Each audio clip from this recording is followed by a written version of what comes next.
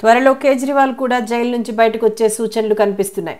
Delhi liquor scam వ్యవహారంలో CBI ఈడీలను ఉద్దేశించి supreme court చేసిన వ్యాఖ్యలతో మోదీ ప్రభుత్వ అసలు రంగు బట్టబయలైంది.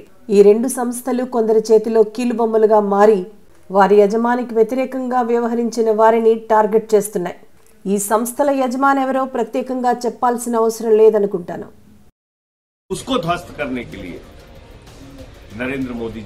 ఈ రెండు సంస్థలు దర్యాప్తు సంస్థలుగా కాకుండా దళారీ సంస్థలుగా వ్యవహరిస్తూ ఉన్నాయి.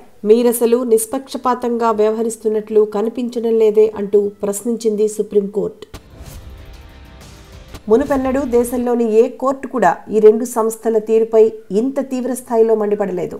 ఢిల్లీ లిక్కర్ స్కామ్ కేసులో నిందితురాలుగా ఉన్నటువంటి కల్వకుంట్ల కవితకి బెయిల్ మంజూరు చేసే విషయంలో హైకోర్టు ప్రవర్తించిన తీరును కూడా సుప్రీంకోర్టు తప్పుపట్టింది. పిఎంఎల్ఏ యాక్ట్ ప్రకారం ఒక మహిళగా బెయిల్ పొందే అర్హత ఉన్నప్పటికీ కవితను ఎందుకు మినహాయించారు అంటూ ఢిల్లీ హైకోర్టును సుప్రీంకోర్టు ప్రశ్నించింది.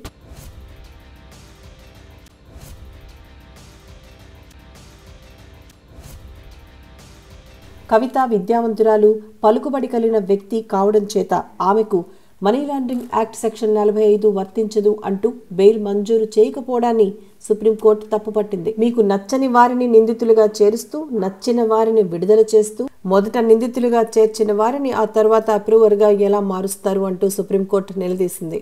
ఢిల్లీ లిక్కర్ స్కామ్ కేసులో లిక్కర్ వ్యాపారి మాగుంట శ్రీనివాసరెడ్డిని నిందితుడిగా చేర్చకపోవడాన్ని, ఆ తర్వాత అతని కుమారుడు మాగుంట రాఘవను ముందు నిందితుడిగా చేర్చి తర్వాత అప్రూవర్గా మార్చడాన్ని కూడా సుప్రీంకోర్టు ప్రశ్నించింది. అంతేకాదు ఇదే కేసులో నిందితుడిగా ఉన్నటువంటి ఢిల్లీ ఉప ముఖ్యమంత్రి మనీష్ సిసోడియాకి బెయిల్ మంజూరు చేసే విషయంలో కూడా హైకోర్టు చేసిన వ్యాఖ్యలను సుప్రీంకోర్టు తీవ్రంగా తప్పుపట్టింది.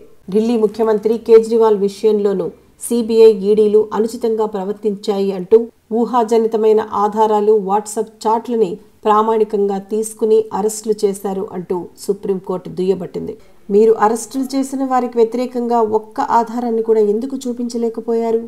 కేజ్రీవాల్కి ఈడీ కేసులో బెయిల్ మంజూరు చేస్తూ ఒక వ్యక్తిని దర్యాప్తు పేరుతో 90 రోజులకు పైగా జైల్లో ఉంచడం అతని జీవించే హక్కును కాలరాయడమే అంటూ సుప్రీంకోర్టు వ్యాఖ్యానించింది. ఈడీ కేసులో బెయిల్ మంజూరైనప్పటికీ కేజ్రీవాల్ని చాలా తెలివిగా సిబిఐ అదే కేసులో మళ్లీ అరెస్ట్ చేసింది. కవితకి బెయిల్ మంజూరు చేస్తూ సుప్రీంకోర్టు చేసిన వ్యాఖ్యలు బట్టి చూస్తే నిరాధారమైన కేసులతో వీరందరినీ అరెస్టులు చేశారు అని అర్థమవుతుంది. కాబట్టి ఈ కోణంలో చూస్తే త్వరలోనే కేజ్రీవాల్కి కూడా బెయిల్ మంజూరయ్యే అవకాశాలు కనిపిస్తున్నాయి.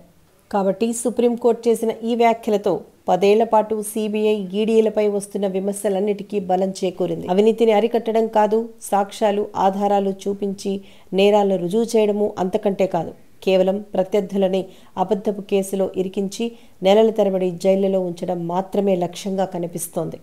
మీరేమంటారు? మీ అభిప్రాయాల్ని కామెంట్స్ రూపంలో తెలియజేయండి.